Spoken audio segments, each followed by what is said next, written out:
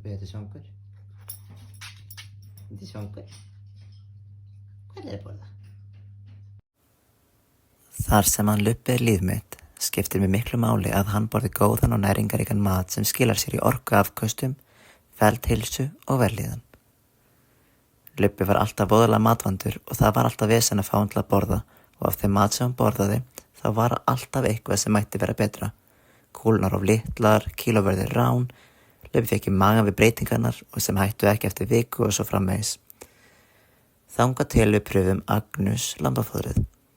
Breytingin gerist mjög hratt og fyrir það fyrsta var hann óður í matinn sem gerir okkur kleift að nota matartíma sem æfingatíma og til að tengjast betur.